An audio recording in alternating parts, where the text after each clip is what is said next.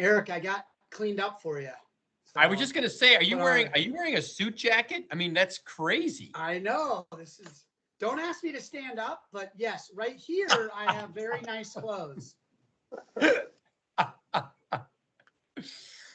From the waist up, baby, that's all that matters. Looking good from the waist up. All that matters. Hey, Ellen. Hi. Yeah. I had my first day back in the office yesterday. And, you know, you do walk around. Hey, you have legs. Oh, my gosh.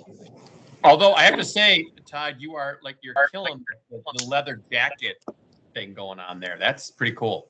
Yeah, it's mostly I'm just too cheap to heat the house, and it was the closest one. But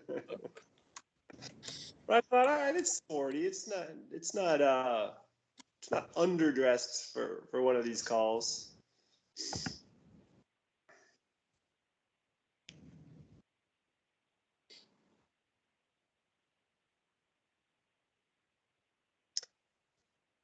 Jamie has the Bank of America building there. I do miss when we were crossing Growth, we had a water feature.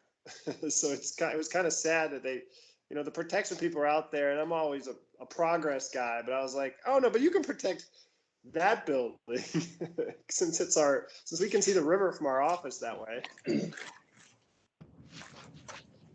Now it's just slivers.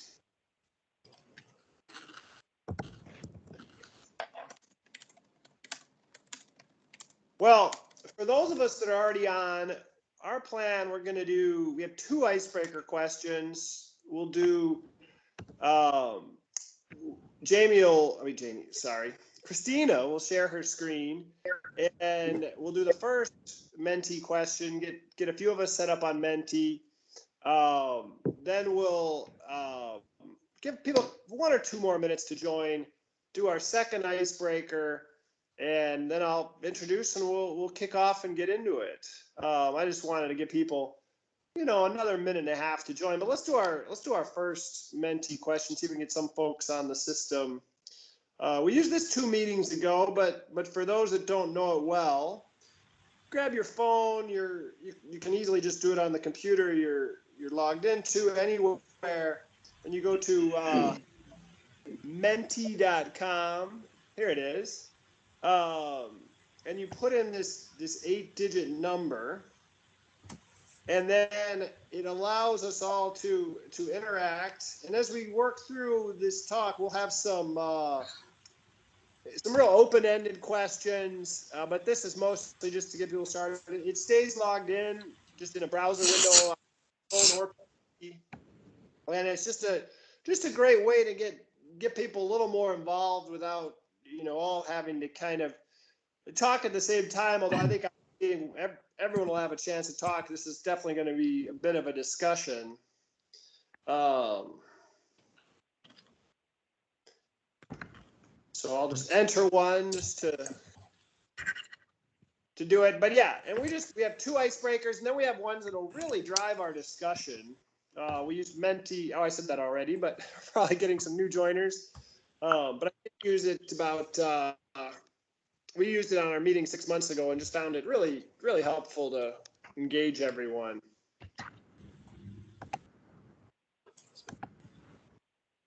For anybody who just joined, this is our first of 2 icebreakers, and then we'll do introductions and get into the deep discussion.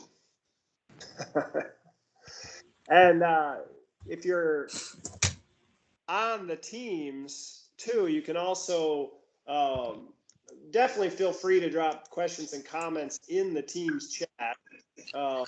Not helpful if you're dialed in over the phone, but just saw some shout outs for the pumpkin spice answer, which it is funny. I didn't come up with anything very good to type in, but I do feel like it just feels like Halloween now with the temperature plunging today in Chicagoland, and that's just very fun. Well, let's jump to the next Mentimeter. And for those that, if anybody joined late, we're just doing two icebreaker questions just to get people logged in, because we're going to use the Mentimeter to kind of help drive our discussion. And then we'll do this one, and then I will do the introductions of our two main guest speakers for today.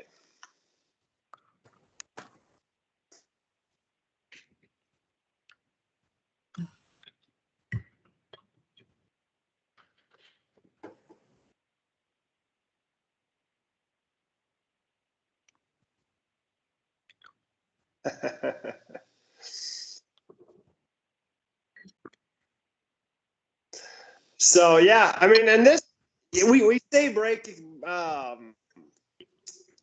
icebreaker question, but this one hints at one aspect, and that's that we're going to get in today with our discussion, and everyone has the agenda and the invite, but we are going to start a bit with the cultural impact of remote work, thoughts people have on hybrid work, and some of these things. We've been doing this now. This is kind of the end of our second year. These events started out as a reaction to COVID and helping get nonprofits that are connected with Protiviti and then their connections together. Talk about what's on folks' minds, figuring out how to navigate this situation. Our last meeting in July was very post-COVID. We talked about cybersecurity and different things because, COVID ended May 18th. We're all good. Well, obviously then came Delta. So, that delayed more return to offices. We've got some folks that have been in the office the whole time because of the way they serve their clients and beneficiaries. But, they've still had certain people working remotely. We just wanted to get back into the cultural aspects of that and the future of work. We had a discussion on the future of work 2 or 3 meetings ago, but just wanted, or not a presentation, excuse me, but now we want to make it more of a discussion. So that's our topics. Greg Hedges, who has been helping with this from the beginning, he's good friends with Eric Weinheimer, who was the former CEO of Cara and Forefront, just a ton of nonprofit experience. Lately, he's been interim CEO of 360 Youth Services. He has graciously agreed to help kind of moderate our discussion. We were trying to think of a topic that went with return to office. And I think Tom Andreessen, our office leader who's closing this meeting, thought, hey, what about real estate? We're hearing all this stuff about how the offices downtown are empty, but we know that's not true because the trains are almost as full as they were if you were on one yesterday like I was. And things are coming back, and what is that like? Well, Bill Eric is friends with Bill, who is the founder and CEO of Tenant Advisory Groups and helps companies find office space, and just has best understanding probably of anyone about both the long-term view and the recent view of occupancy and everything else in Chicagoland. So we've put together a great program. I'm going to turn it over to Eric, who will tell you a little bit more about himself, and then introduce Bill a bit more as well. But we're just really excited that these have continued, and we will keep sending out the summaries with the surveys to get ideas from folks, because we are very open to hearing what topics are most valuable for everyone on the call. So thanks to everyone for joining, and with that, Eric, take it away, and just let us know when you want to jump on the next Menti, and Christina will cue it up.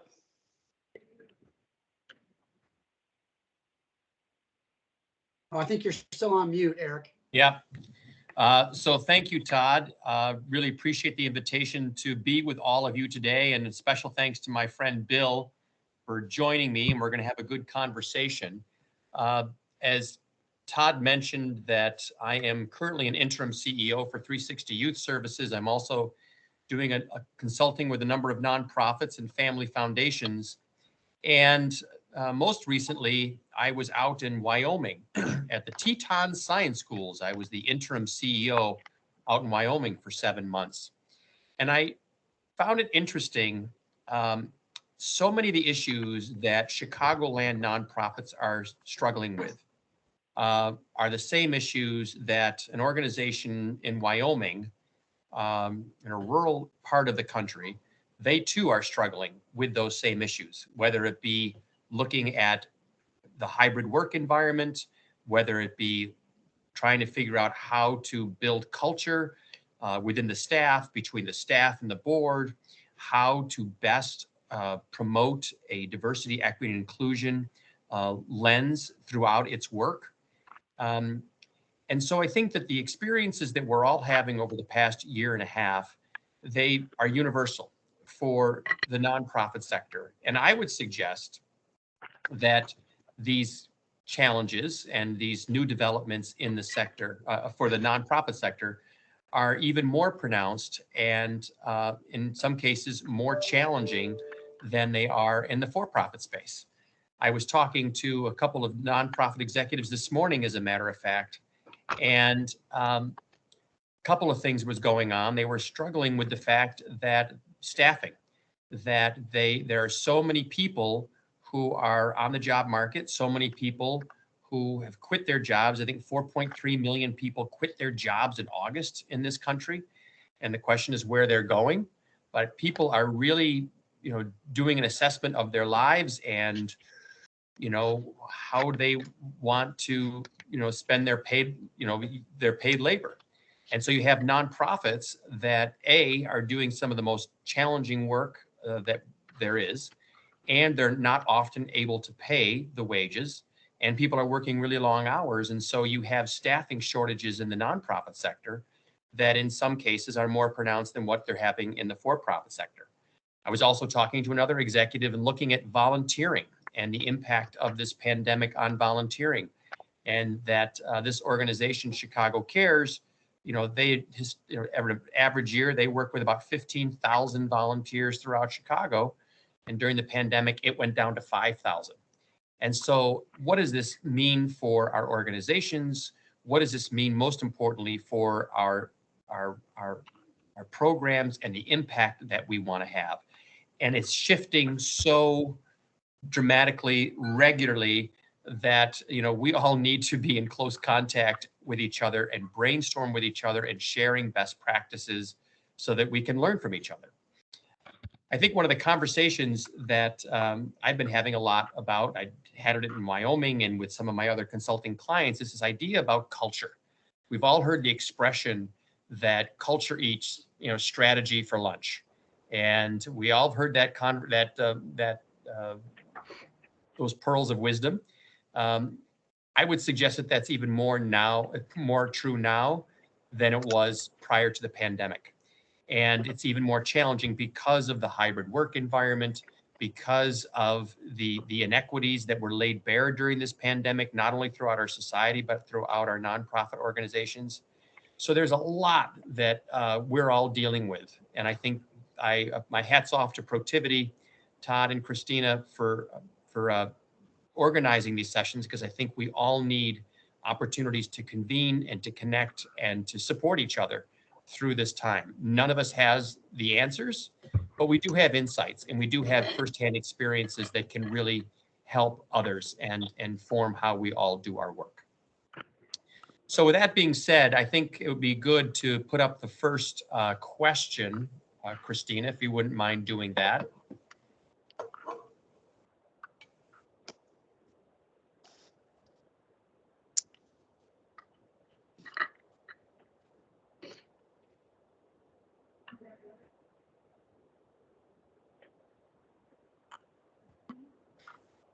Everyone's feeling pumpkin spiced, which is great.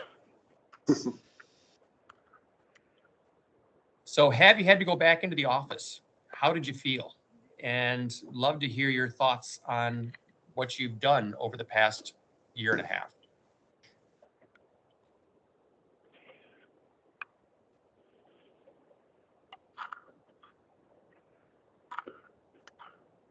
Wait a few more seconds for people to chime in.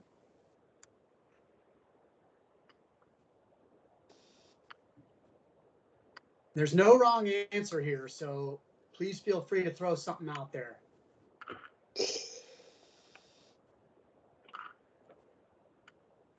It's interesting because I'm excited to get back, but just talking to folks. Yesterday was my first day back, and it feels like you're still on video calls, with all the people that aren't in the same spot. So you're just, it's nice to be back and see some folks, but you're still sort of stuck on the teams all day, and it just creates almost a more of the same feeling, even though it's so exciting to be back in person.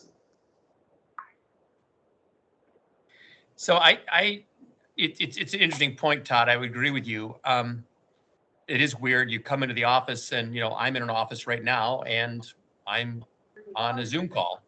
But I find it interesting, this remote hybrid schedule, that you had 6 people excited for a remote hybrid schedule. And the vast majority of people that I'm working with, encountering, talking to, they are excited about this remote hybrid schedule. And the idea that people are going to come into the office 5 days a week, I think that's a thing of the past. And I think that nonprofits, as I've said in my opening remarks, it's a little bit more complicated for us in the nonprofit space, because you have a lot of direct service organizations where people need to be working with the individuals that we're serving. And so they don't have the luxury of working from home or even in a hybrid situation. They have to be in the office. And what does that mean for the administrative staff and others who don't work directly with the clients, and they don't have to be working in the office, and they are excited about a remote hybrid schedule? And so when we talk about culture, this is what I mean, that for nonprofits, it's really even more complicated, because you have people who are seriously relying on that direct service. And so there's part of your staff that needs to be working with them in the office, and the others who can be excited about and enjoy a remote hybrid schedule. I'd love to hear people's thoughts about that remote hybrid schedule, what's working, what's not working. And Bill, Todd, Christina, please chime in. Yeah, sure. This is Bill Himmelstein.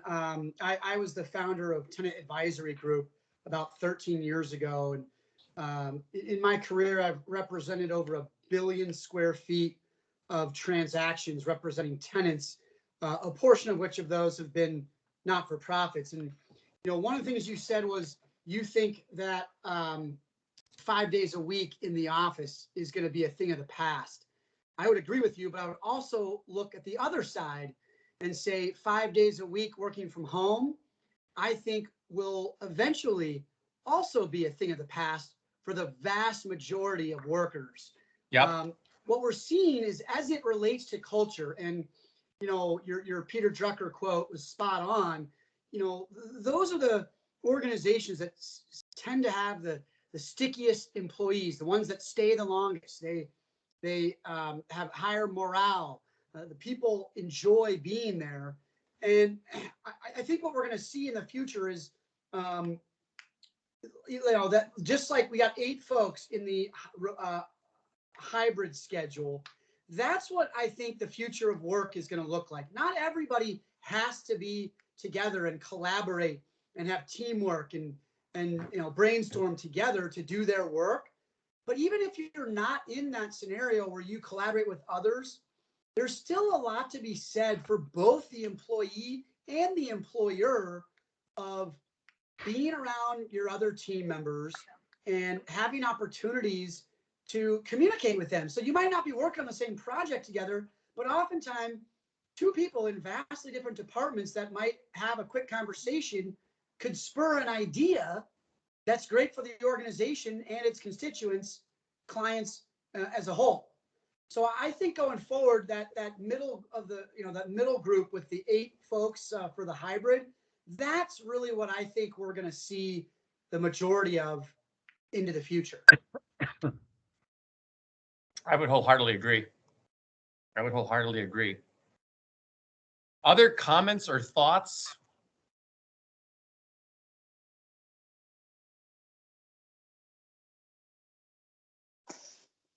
How about from some of our attendees and maybe what your thoughts and feelings have been, whether you're working remotely or working in person? How does that make you feel as an individual?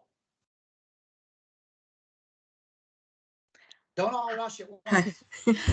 this is Desiree, and I'm with HFS Chicago Scholars. So, in our situation, we have adapted the hybrid mode, and, just really it's helped morale as far as people getting work done. Um, but we do have our limitations because we do work with volunteers, and we are in this space where there are some things that we have to do in person that don't just involve just our staff. And so, just coming back to the office with all of the little nuances and the details and the things that we have to take care of, and the students that we have to meet and the mentors that we have to engage, sometimes we find ourselves in a little restricted kind of place. But when it comes to actually just getting the work that happens behind the scenes, our team is, even more productive. We don't have that commute time. You don't have all of the extra interruptions. And some people love what I call the water cooler conversations. And some people can do without them. I'm one I could take it either way and be a hermit in a hole and just kind of get work done. But where we find ourselves, and I try to make sure that I communicate this with our staff, is that we don't want them to overwork, because while you're at home, you put things aside, you come back to it, and then you're still continually working even harder than before. Maybe more efficiently. Efficiently is what we would like, but not more where you're burnt out because your home space and your workspace don't have boundaries. So Desiree, I'm going to maybe be jumping the gun here because we're going to talk about this a little bit later, but how do you balance and manage staff who don't have the luxury of working from home, doing the direct service, working with the volunteers, versus people who are more an administrator or back office role who can? Is that causing a challenge in your organization from a cultural, from a morale standpoint, or no? No, it really doesn't. And what we've kind of adapted is that, each person, has a set day, regardless of where they are in the organization, to work in the office, so that you have that separation from what I call church and state, your home and the office, and that you find that balance. And sometimes our team members are together, but they are in smaller numbers. And we just kind of regulate that as far as like on our calendar invites, who's in the who's actually in the space. We make sure that we stay connected by having weekly check-in meetings that are Zoom meetings. And so we get a little face-to-face time where we are, seeing each other and talking about things that matter in the program. Great. Hi, Nick Pitts here with Protiviti. I wanted to circle back to something specific that you mentioned. And I've heard this time and time again about this spontaneity that exists in solving giant problems that is now being limited because people are not in the same physical working environment. Do we get a sense that that is industry specific anywhere? We hear a lot about that in the startup environment, in technology environments. I've heard from others saying, I don't know how much that actually exists as this thing that is truly missing. And I'm just curious what you have seen or heard on that, or if there's been any hard research to try and prove that out. Yeah, this is Bill Himmelstein. That's a really good question, because when you talk about the value of being in person versus not, what are the statistics that support those chance conversations, the conversations that happen before and after meetings, the opportunity to walk down the hall and bounce an idea off your coworker versus having to schedule a call with them. And, you know, off the top of my head, I can't quote you statistics from a New York Times article or a Wall Street Journal article, but in my conversations with business owners and leaders of organizations, yeah, I think it can be difficult to quantify the benefit, but think about it like this. This is what typically comes back to me in explaining it is, you know, when in you know, pre-COVID times, you had an idea you wanted to bounce off somebody, you walked down the hall and stuck your head in their office or their cube, and you had the conversation. I would say in a post-COVID world, when you're not in the office, you might email that person and wait for a response. You might email them to set up a call and find that, and you have to go back and forth a little bit about when the right time is for a call. And then you find out, you know, 2 days later, you're having that call. So there you could say, all right, you're losing 2 days worth of potential productivity on that idea. However, I can't remember the lady that just spoke a moment ago about how, you know, when people are, when you're in person, you get interrupted. Those are classified as interruptions when someone pops in and talks to you. So, right, you're by being remote, you kind of have that ability to stay focused and work straight through until you're ready to answer emails or return phone calls. But I do think, and from what I hear from the business owners that I speak with, is they are missing opportunities. They are missing chances to have those encounters. Like even just the, you know, everyone says, well, we still have a meeting. We can still do meetings with our whole team on Zoom. What we'll notice in those meetings is one person talks at a time. Whereas at an in-person meeting, there can be different people having different conversations.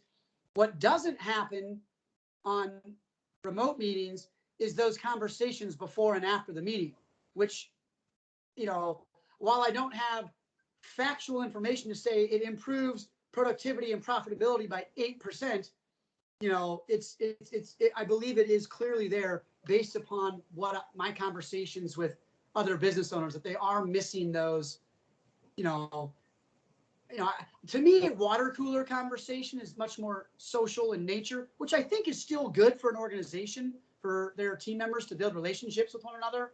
That's what creates an even further sticky environment to keeping your people with your team. But those conversations before and after meetings, those just chance encounters, bouncing ideas off of people, they are productive and they do help organizations. And if somebody wants to, you know, I'm willing to listen to somebody saying, no, those aren't necessary, we don't need those, and those don't help us. I'm always happy to listen to that as well. But I don't often hear that. I would also say, Nick, I think for nonprofits specifically, I think those organic, spontaneous interactions are even more valuable than they are in more highly resourced for-profit organizations. I think that that's where the innovation, that's where the collaboration occurs when you are at the water cooler before and after meetings, because they don't have the resources, nor quite frankly, the time to structure those moments where we can innovate and we can brainstorm and we can build relationships with each other. And so I would suggest that those encounters are even more important for nonprofits than they are for others, other for-profit organizations. You know, this is Desiree again. I would think that it would also be a part of the culture that you've developed in your organization as to how those conversations organically happen. So, you know, I know for our team, we're pretty close. And, you know, once we have those structured type meetings, you know, we're immediately on the phone, just having those brainstorm conversations that continue on. That would happen typically like after a meeting. What do you think about this? This happened and that, and blah, blah, blah, blah. Or we schedule time prior to the meeting just for the team just to have conversation before the agenda happens. We know that it doesn't take the place of being there in person, but it does allow the freedom of the directors to have those conversations. Desiree, you bring up a really interesting point, because I would suggest that if you had a strong culture prior to the pandemic, you're good, right? You have a foundation from which to weather this very difficult period. Absolutely. However, if your culture is fair to middling to bad, those issues are going to be exacerbated. That Agreed. there's going to be even a more drastic decline in culture and performance. But you bring up a really good point. Why don't we go on to the next question? Yeah.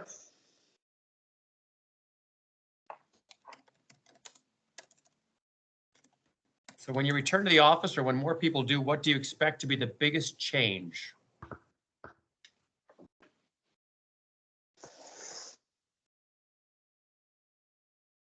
Someone was joking earlier, people actually have legs. Oh my gosh, that's a big change. So Christina, is this a one where people just write in, or are there choices or? So this is an open-ended one. Mm. I believe Social you can distancing. submit multiple answers as well, so. And that's just interesting, that comment right there. If you think about it, the purpose of getting back into the office is to collaborate and be together and, share ideas with each other. Yet we do still need to social distance. So that's kind of counterintuitive to the purpose of getting back into the office. We want to bring everyone together and, be physically closer, yet we do still need to be conscious of that distancing.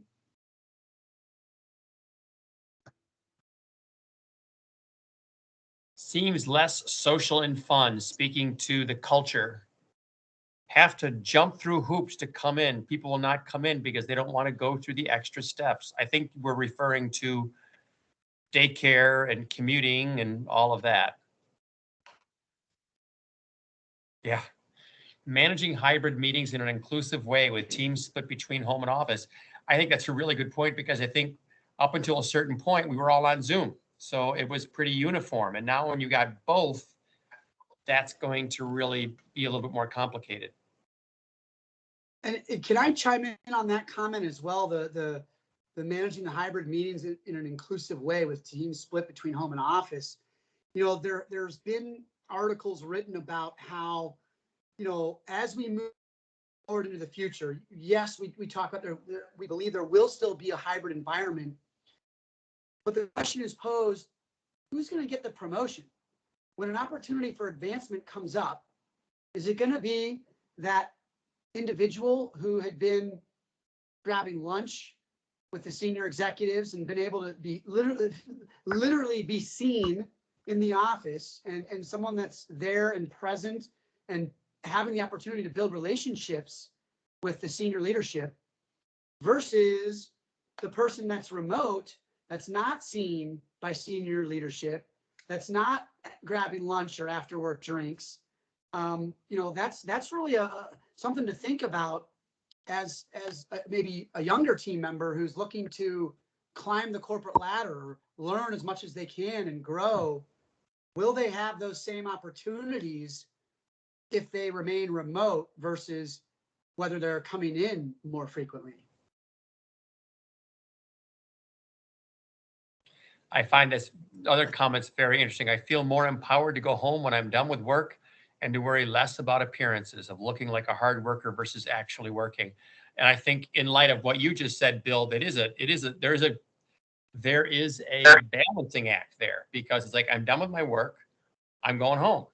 And I think people will completely understand that. But to your point, is there an opportunity, if you do stick around, whether it be for lunch or drinks after work, to build relationships that can ultimately enhance your career? I think that's a really interesting, Well, and 100%. discussion. And I think one of the benefits that we're going to see from remote working is, back in the day, you pretty much the thought was you had to show up. You just had to be there for really long hours for people to think you were working really long hours. It's like you got to show up and be seen. Whereas I think we're becoming more, the work environment is becoming more so where you're actually judged by the productivity, by your work product, by actually doing something. So that's a great, if you get your work done, you should be able to go. You shouldn't have to just sit there so people look and go, oh, Bill is still there in the office. Man, that guy, he just works so hard. Not really. I worked half the day and then sat there the other half. I think it's more beneficial to people's overall productivity in their lives, because their lives are not just work, right? We've got other things in our lives that make us human beings, that make us productive people. And I think that there's a lot of benefits to actually being remote in an environment where you can get your work done, and then you can work on other things like spending time with your children, going to the grocery store, going to Home Depot, whatever it is you need to do in your personal life, which at the end of the day is going to make you more productive and more valuable to your employer. Okay, Christina, why don't we go on to the next question?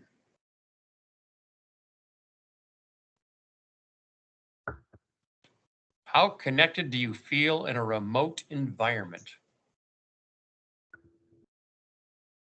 And this is not connected to the internet, because we know that you are very connected to the internet.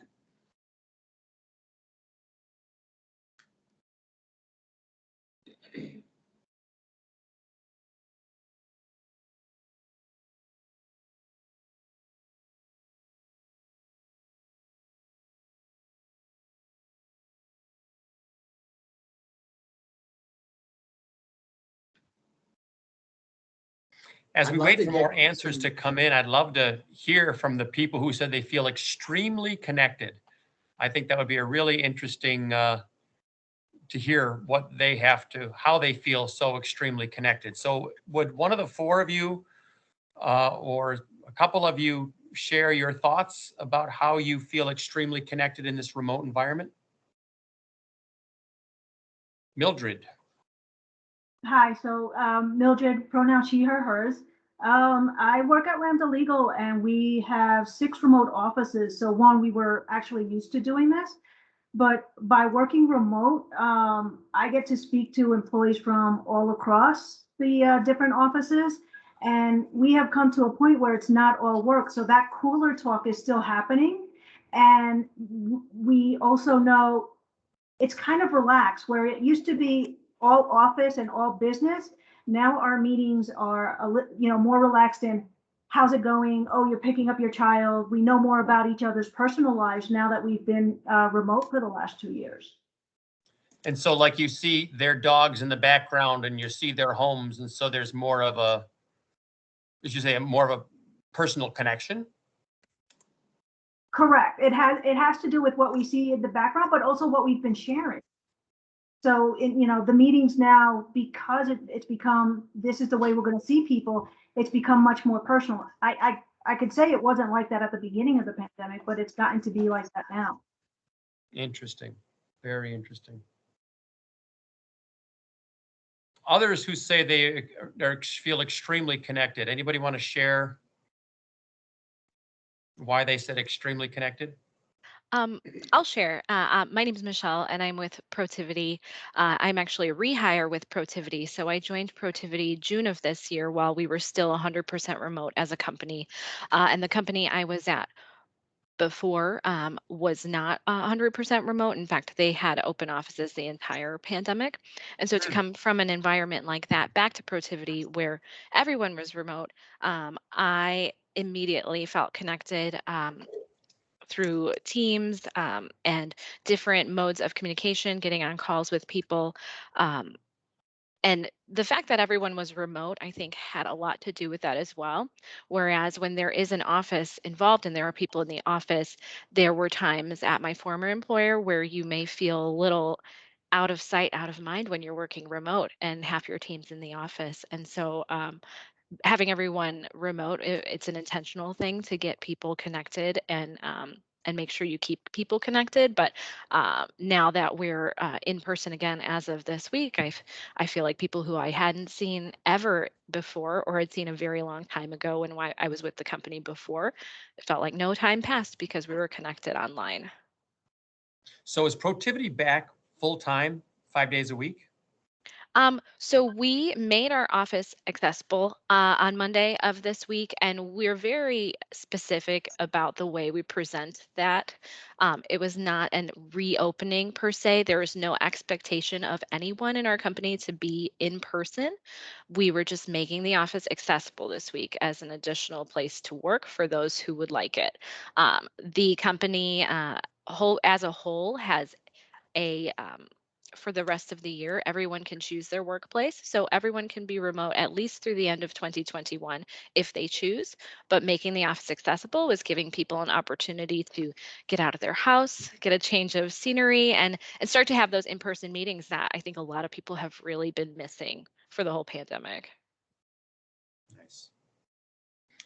Anybody who was said they were moderately connected, anything you want to share about your experience?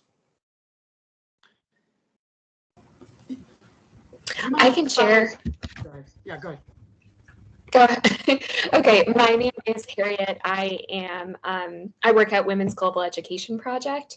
And for us, it's really interesting. I said moderately because most of our direct service team members are working, or all of them are working on the ground in Senegal and Kenya, East and West Africa. So because of our new work environment, we've actually been able to do more collaboration than someone like me who's in fundraising would typically have with those direct service team members. So that was why I said moderately, because I think that's a really great advantage. But then it was similar to what other people have shared, those moments where we have been able to do in-person team dinners at someone's house, that still just adds an element to your work environment, I feel, where you have more shared accountability and shared empathy for each other, that I think it's just really difficult to replicate that if you're not in person.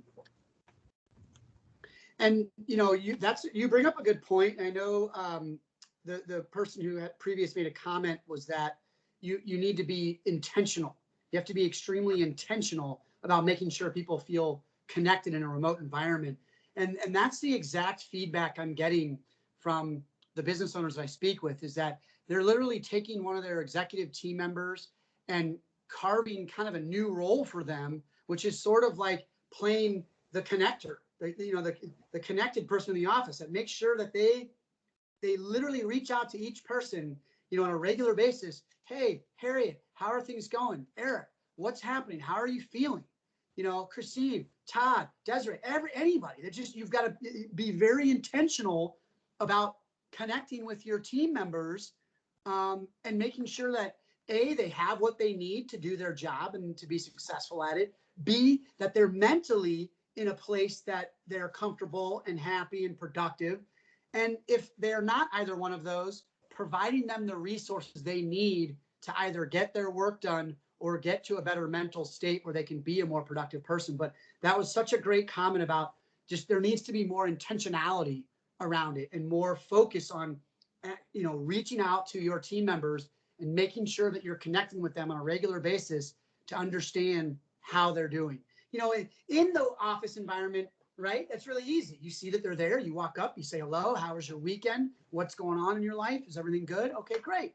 But there just needs to be a little bit more focus on that. When you can't look around and see those team members, it's still very important to check in with them to see how they're doing emotionally, physically, and as it relates to the work that they're doing. Christina, how about the next question?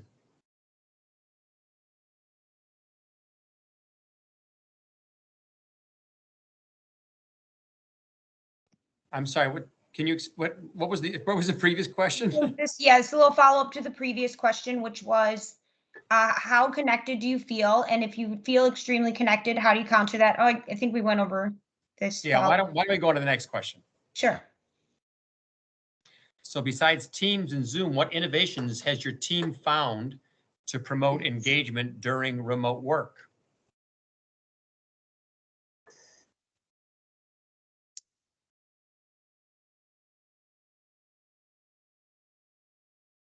And I think that those can be technological, those can be planned events?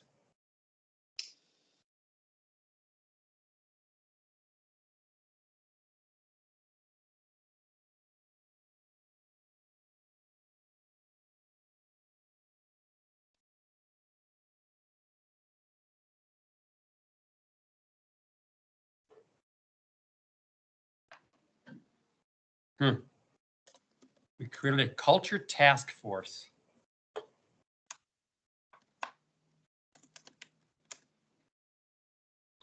After hours get together. Airbnb experiences. I'd love to learn more about that. Yeah, one of our client teams found this wine tasting guy that it's literally through the Airbnb website, and it is still Zoom, so not exactly besides Zoom, but you're talking to this guy who's kind of a tour guide in South America, in Argentina, who doesn't, couldn't do tours the way he had been. So he found a way to go online, and it was amazing. We picked up wine beforehand, and he would comment on the wine you got. He knew exactly whatever you could find, he knew about it and could talk to it. But it was also kind of a geography lesson, as far as Argentinian wine country. And it was just, it's still Zoom, but some of the better events, I feel like they just help people get over the Zoom fatigue, maybe. So that's just why I added that one. I love it, because what you're saying, I think, is this idea of if it's a really quality, interesting event and giving you access to people who you would not ordinarily have access to, like this gentleman in South America, people are going to be engaged and want to participate.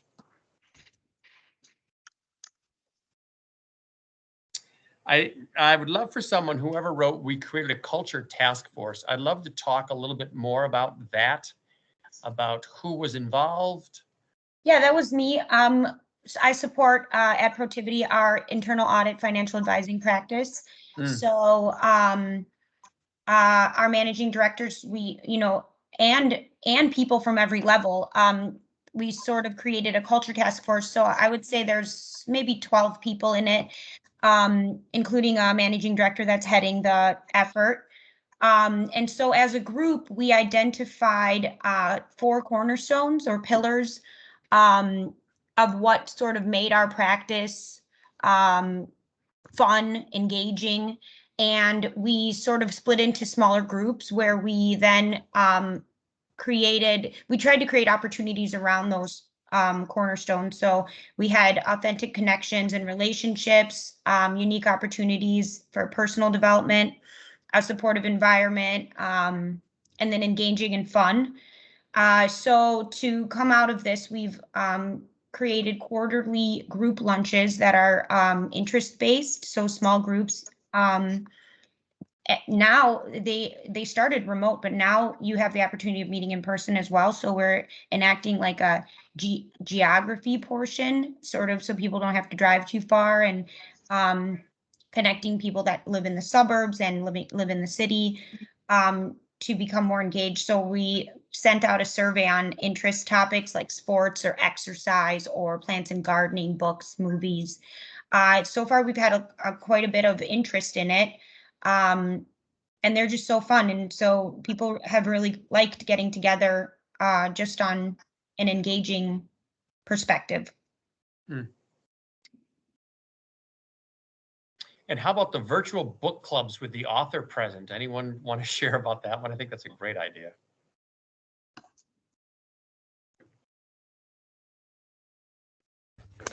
That was me again. And for our organization as a nonprofit, typically we have pretty small budgets for any sort of exactly. program That's that we're the challenge. But I think people have been really generous with their time when it happens over Zoom, and in some cases we've had more luck reaching out to people if we promise them it'll be 20 minutes of your time and it can happen from your living room rather than flying and having to be involved for a whole night. So just that it doesn't hurt to ask, I guess, to make some of those opportunities happen. Very cool. Christina, how about the next question?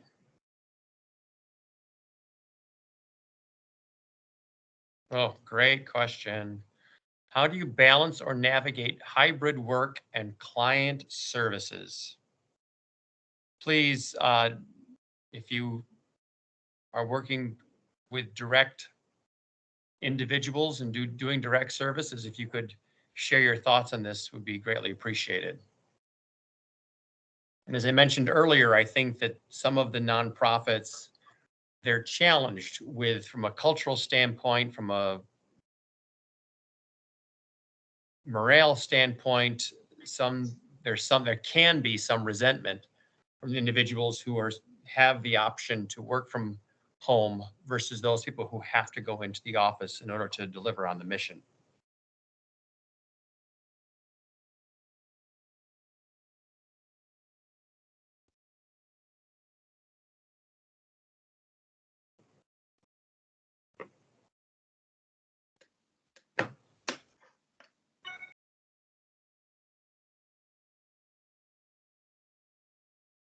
Any responses? Anyone out there who can maybe not write it down, but share their thoughts on balancing or navigating the hybrid work versus the client services?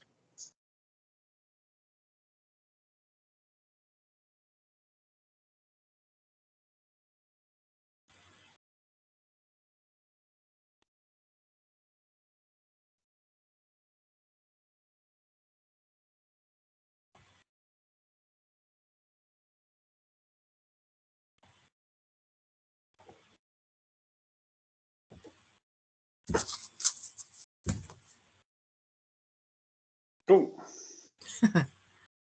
It's a hard one to put into a few words because it just gets into a lot of the challenges.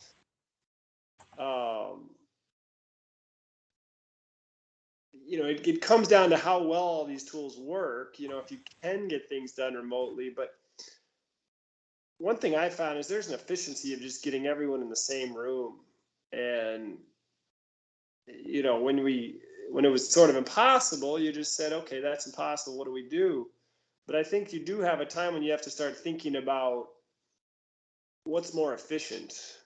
Like, can you get more done in a week if everyone's together? And I think for some types of projects you can.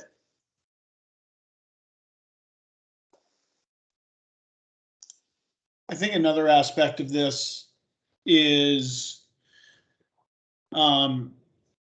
the fact that it's not only balance, in my opinion, but there's already a rebalancing under place or kind of going into place. And there was a lot made at the beginning of the pandemic about how people had to stay at home and there wasn't much to do. And so they poured themselves into their work and all of a sudden their calendar was overflowing.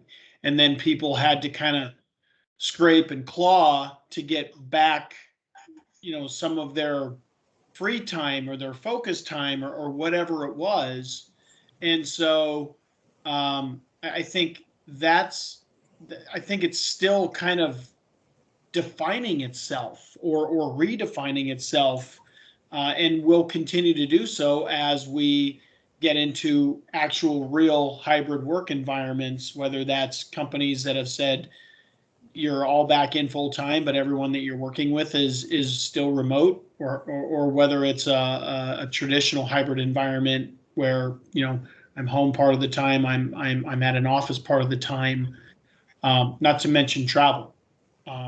Travel. Everyone. I've already had a lot of conversations with people that are myself including, that are starting to travel again, and there's a realization about, geez, I forgot how much time goes into travel and how I'm not maybe getting as much done as I once was because I'm in an airport or I'm on an airplane or whatever it is. So I think it's a very complicated question, but those are a few of the perspectives that came to mind when I saw it. Sorry that I got disconnected there, so I was gone for a little bit. I was saying, I was talking to a nonprofit about this very issue the other day, and it was an executive. And she said to me that a number of the members of the executive team are engaging much more intently in client services and being on site and, in some cases, doing the actual work of working with client services, even though that is not part of their job, as a way, as a show of solidarity, if you will, for those people who do have to show up, that don't have the luxury of, choosing to stay at home.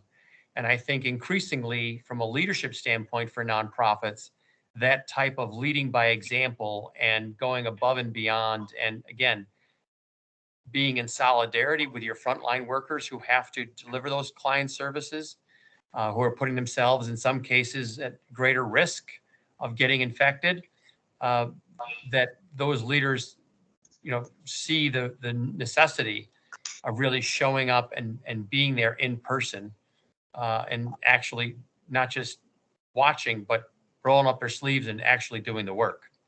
So that's a real challenge, I think, for any organization. I think it's particularly challenging for nonprofits because the work that nonprofits are doing is so critically important, and in some cases can be the matter between life and death.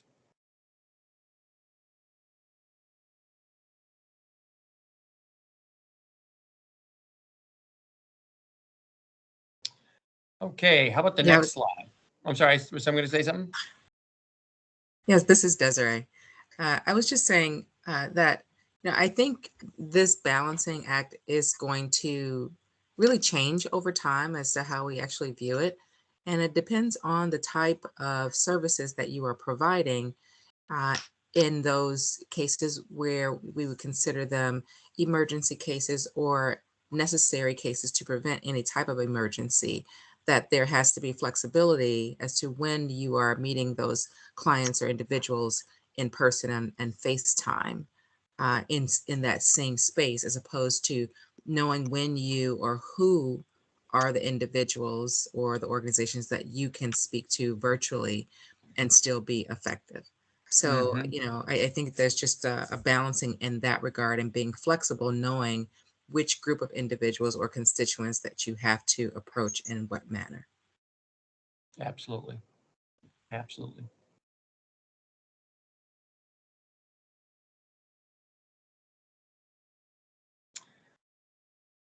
Okay, the next slide.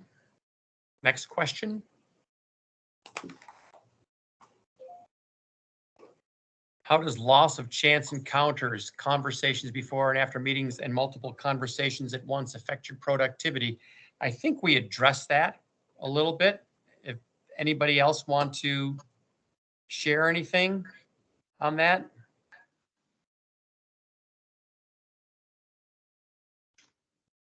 I think we did hit on it. Let's see Okay, the next great. slide. How do you service clients remotely who don't have access to technology? That's such a huge issue for so many nonprofits. When We they're do the serving, sorry, we do the old-fashioned way. I had to jump right in there. You pick up the please. phone and you make a phone call and you talk to those folks. And it depends on like the individuals that we work with. This is such a generational culture where some organization or some individuals, everything is via text or, and it's just on a phone. And that's just not a real connectivity. And we're about making connections and, building those relationships. So sometimes just picking up the phone and just having that conversation is just the key to helping some of those uh, limitations with the technology piece. Desiree, are you also doing in-person meetings that are truly socially distant where you're 6+ feet apart? I mean, have you been doing those Yes. more earlier than others to keep Well, that connectivity? I don't know about earlier than others, but we have begun to really dabble into that, where we've had smaller events, and how we've established that is they are still the same large events that we would normally have, broken down into these small pieces so that people are still getting those connectivities. Mhm. And for individuals that we have one-on-one meetings, we are doing those socially distanced apart for certain groups that we feel that we need to actually continue to build those relationships. And those are typically newer students or families that we're working with in that client culture. I think it's interesting because so much of what has happened over the past year, we were moving in this direction anyways, but it accelerated it. You know, instead of taking us 10 years, it's now going to take 5 or less. People were moving, working remotely, providing greater access to technology. It was coming, it wasn't coming fast enough. And I think now as a result of this pandemic, it's going to get to market, you know, in half the time that it ordinarily would have. And I think technology, the digital divide, the technology gap, particularly for people who don't have the resources, we see this as a huge issue. And I think that there's hopefully going to be much more funding to get people the broadband and get them the technology that they need to get access to these services. Huge issue. Absolutely.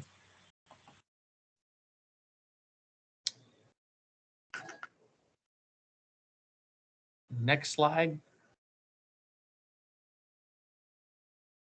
That was the last question. That was the last question. Well, I'm going to turn it over to Bill to share your thoughts about the future of the workplace, not the virtual workplace, but what are you seeing as opportunities? What are you seeing as trends for all organizations? And if you have information specifically about nonprofits, that would be great. But Bill, can you share what you're seeing out there and what you anticipate over the next 1 to 2 years, and what are the opportunities for organizations with their space?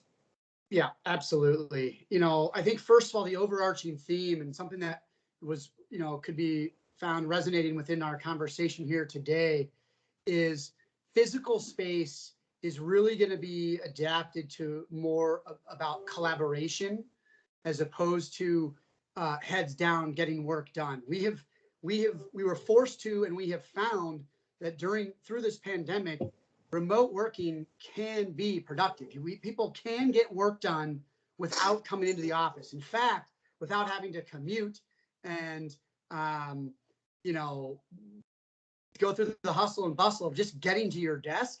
People can actually get a lot more done by staying where they are. But the biggest changes that we're seeing in the office space itself are that much greater emphasis on collaboration, team building, you know, having an interesting place to come share ideas and whatnot. One interesting statistic that I thought would be cool to share is that when I started in this industry 21 years ago, the average square feet per employee across all industries in downtown Chicago was 470 square feet per person on average. Fast forward to right before the pandemic. Does anybody want to guess what that 470 square feet per person had gone down to? 190. Okay. 190. It's a pretty good guess. 160. 160. All right. So you guys bookended it. You were spot on. It got down to, well, actually, no, Todd, you were right. It got down to 190 square feet per employee.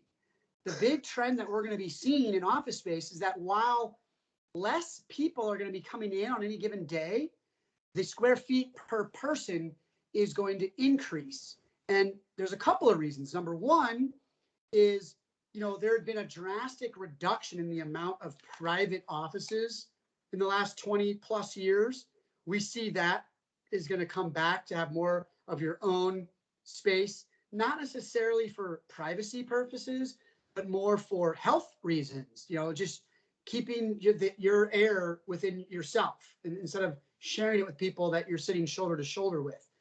That's another big reason. Another big thing that's going to change is that we were going more towards these bench seating models and jamming as many people as you could into, you know, the bullpen area. And sadly, it took a global pandemic for us to realize that proximity can increase the spread of airborne diseases. So now there's going to be greater proximity with the bench seating. And then in respect to those collaborative spaces, you know, it's going to be a lot more kind of more, I don't even want to call them conference rooms. I want to call them collaboration spaces. You know, there's going to be bigger enclosed rooms that people can comfortably spread out, yet be together and share those ideas. Now, those rooms are going to be equipped with remote conferencing capabilities. So there will be inclusion for those that can't be there physically. They'll still be allowed to participate. We've seen a big trend in the past about the kitchenettes expanding to be very similar to people's at-home kitchens, right? Your at-home kitchen is the gathering spot. When you have people over, that's where everyone hangs out. That's where everyone gathers, is at the kitchen. And, we were seeing more and more of that trend happening in office space design. And I think now we're going to see that expand even greater as having that kitchen area be a place for team meetings, for small group gatherings, for, informal places to get together with your teammates and go over different challenges that you're seeing. In terms of vacancy rates and rental rates, I just put together, I release a monthly just market update video blog about what's happening, and some interesting things that I saw. The vacancy rate. So pre-pandemic, we were at, depending on whose numbers you look at, we were about 8 or 9% vacancy rate. The last two, we'll call it economic crises, right? The tech bubble bursting and the financial crisis, the vacancy rate got as high as 18%. Does anybody want to guess what the vacancy rate is today in downtown Chicago office space? 25%. Any others? I would guess more like 15 or less, because I think, even if some's not used, I think a lot of it's still rented, where people are, not totally back in the office. They still probably have the space. So you guys are definitely a little bit more clued into what's actually going on, because usually when I pose this question, people will say 50% vacancy, 70% vacancy.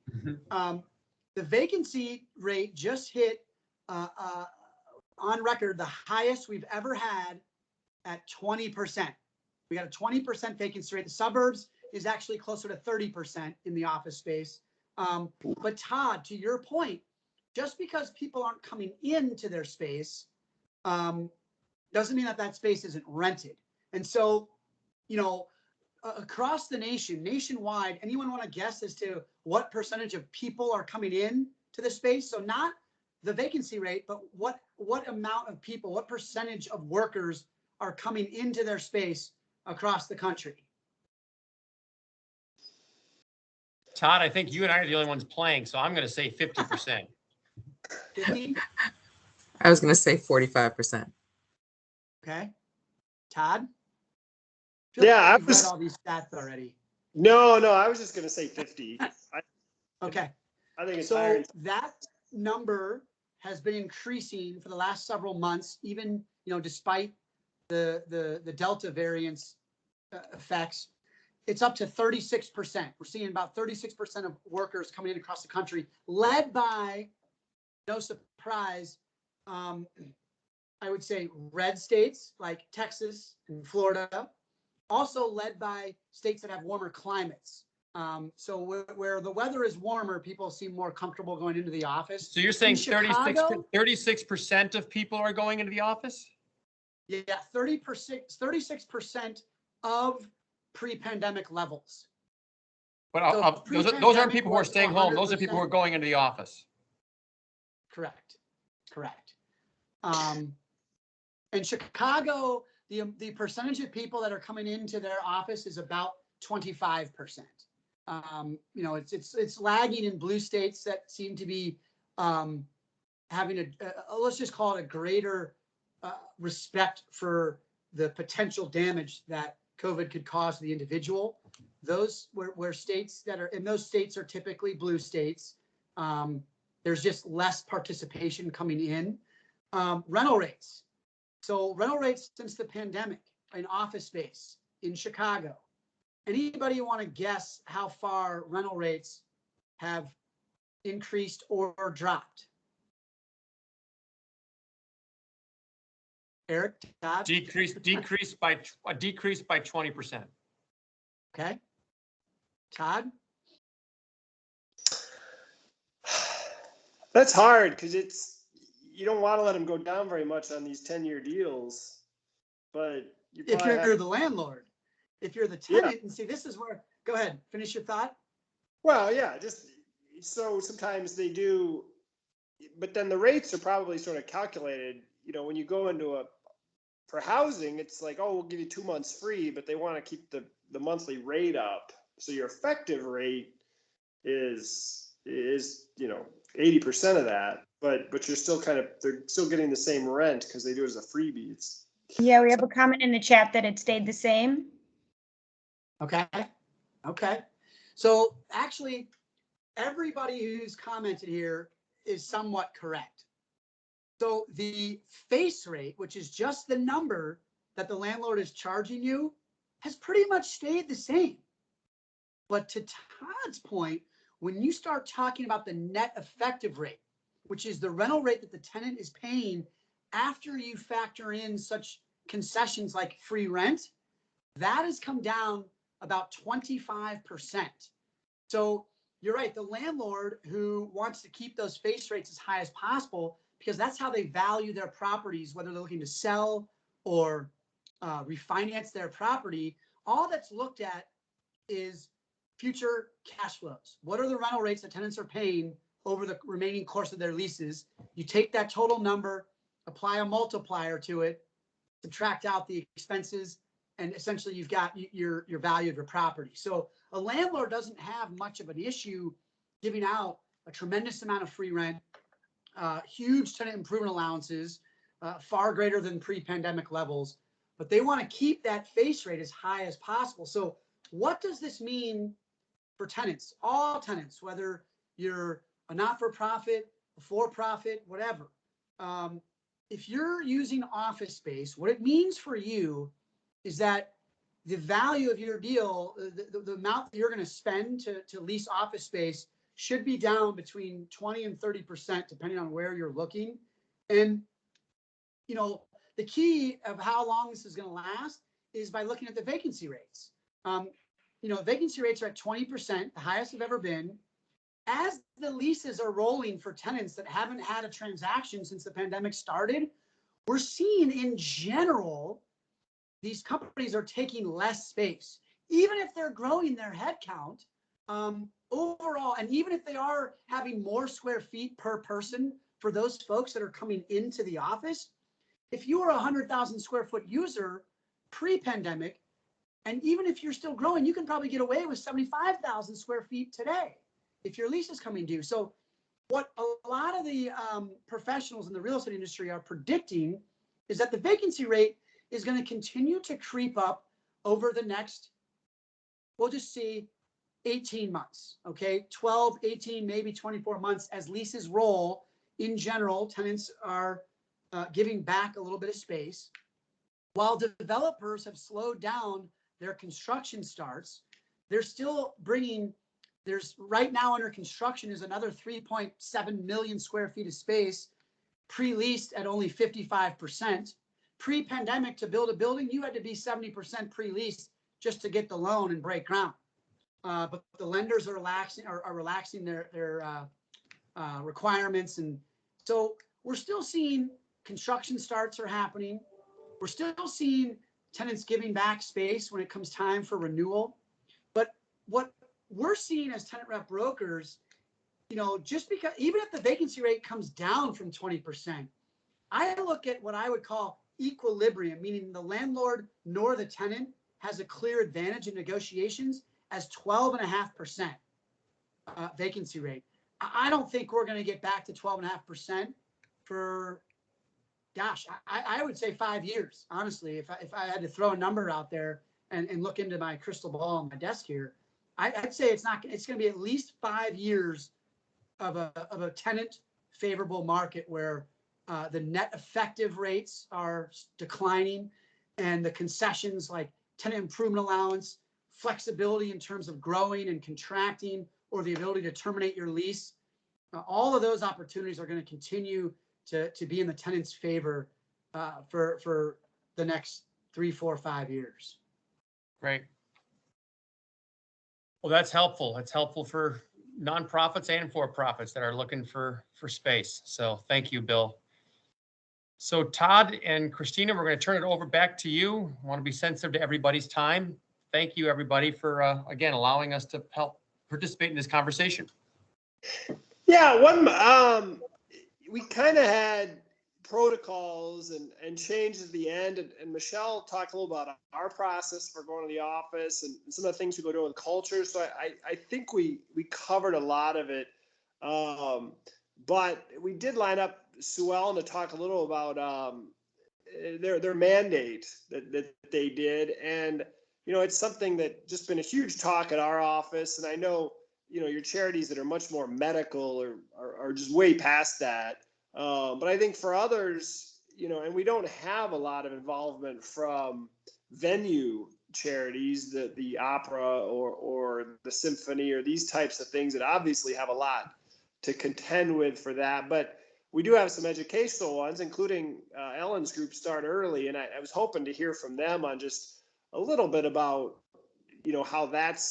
how they've dealt with some of the challenges around getting their whole team vaccinated. Because I think that's very interesting. And so far at Protiviti, we've just done a survey, but there's a lot of data there, and we're figuring out what the next step is.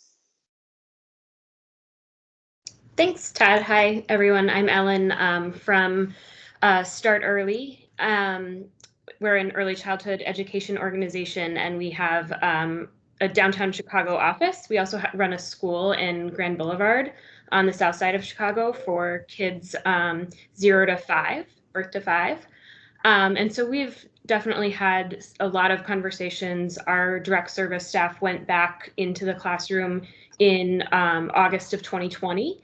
And we have still remained in the office environment a sort of voluntary basis. So our office has been open also since August of 2020, with people able to come and go as they please. And as just as Todd mentioned, we also did an employee survey back in May, and we one of our questions was around what would make people comfortable to come into the office and feel safe. And one of the answers that was rated pretty highly was knowing that everyone else was vaccinated. And so we started, our approach was really education, access, and incentives. So we spent a lot of time making sure that everyone in the organization was aware of options and the science behind the vaccines, and really started there as just sharing as much information as we could. We provided on site at our direct service school, we provided vaccines. We had a provider come in, and people could sign up for the vaccines right there at the school. And then we asked our board members, including Dan O'Keefe, your partner there at Protiviti, to provide gift cards, incentives, things that we could raffle off to the staff that had proven their vaccination status. And so again, education, access, incentives. Through that process, we really got a lot of great response, and we were our rate of vaccination was increasing steadily. And so at that point, because we had a strong base of vaccinations, we started to discuss mandate, and knowing that our staff had said, this is important to us to feel safe, that everyone is vaccinated in the office. We have an open office. There are no private offices in our space. We have 43,000 square feet in the Loop, and about 230 people. And so, everyone thinking about going back to the office knew they'd be out in the open with everyone. And so in August, we made the decision to make the vaccine mandatory, and we started, again, educating on that every week in our newsletter. We put out a reminder and a percentage and a goal, and the sort of due date for full vaccination was last Friday. We have a couple of stragglers who've proven that they've gotten their first dose, but all in all, we're tracking towards about a 98% fully vaccinated rate, with under 2% of folks with exemptions for medical or religious reasons. And so we're really pleased, really happy. It took a lot of work from our people and culture department and direct supervisors continuing to encourage and talk about this. And I think being able to say we're planning to go back with more regularity and more emphasis on return on November 8th, and being able to say to our staff, we've created as safe an environment as possible by getting this vaccination rate is going to be really important to people feeling comfortable and supported and coming back that on that November 8th date. So happy to answer any questions about how we got there or our process, if anyone has any.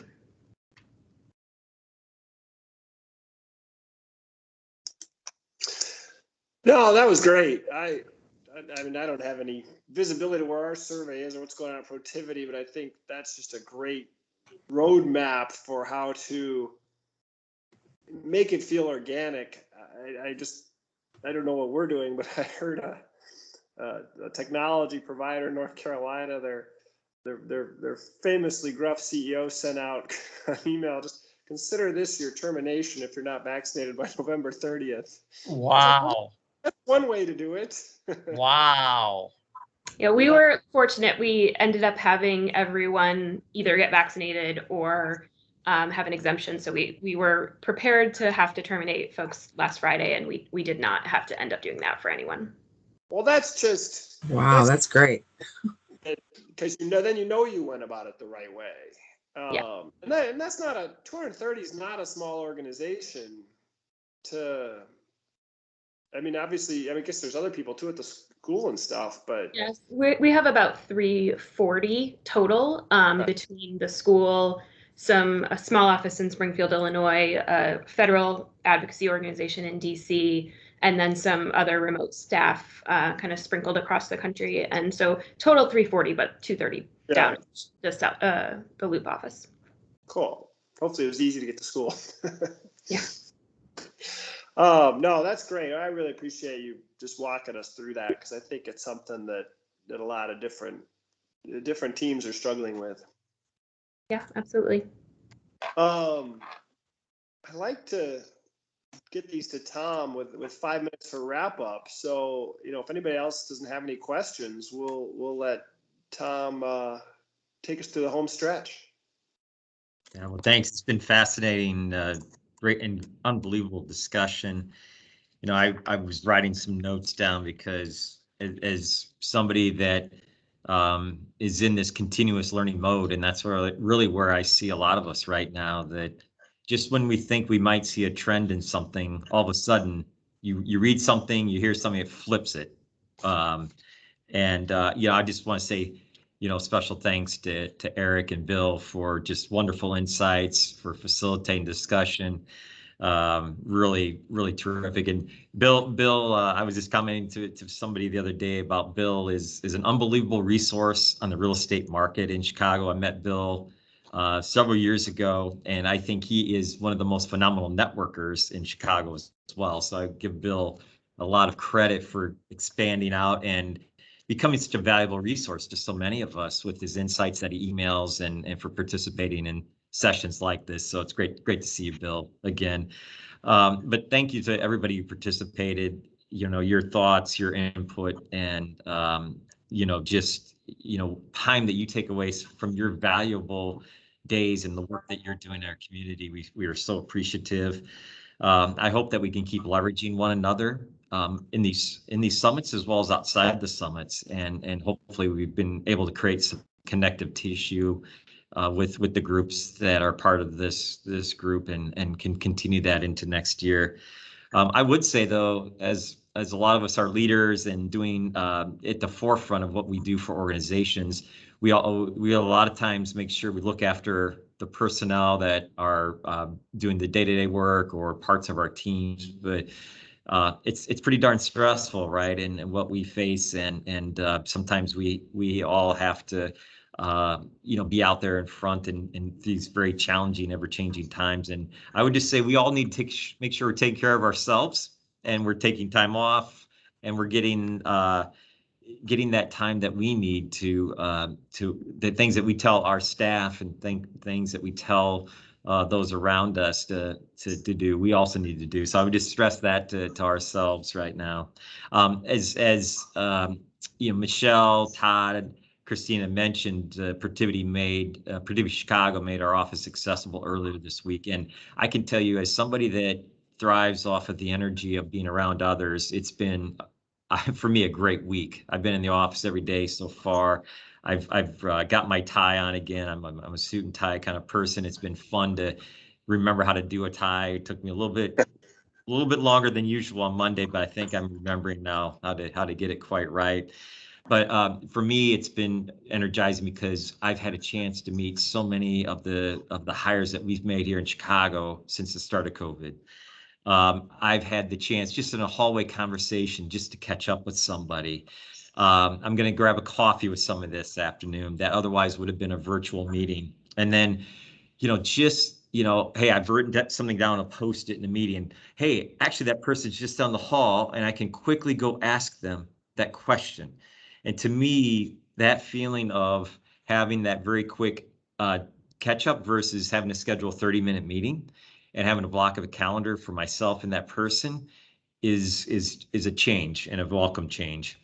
We're going to be moving into our planning efforts for these ongoing summits for 2022 very shortly here on the Protiviti side. I would have 2 asks for all of you. Please continue to feed us your comments and how we can continue to make these better. And then secondly, let us know of other organizations that you might know of, you have a networking contact with that you think should be part of this group. We'd love to have them involved as we plan these out for next year. So I want to wish all of you continued good health and safety. Your attendance today and your time is so precious, and we're so thankful for it. Want to wish all of you, it's hard to believe we're almost in the holiday season. So the holidays that we all celebrate, I wish you all a joyous holiday season with your friends, family, loved ones. And we'll see you very soon, and look forward to a great nonprofit summit in 2022. So with that, thank you, everybody, and hope you all have a great day. Thanks very much. Thank Bye-bye. you. Thanks, everyone. Thanks.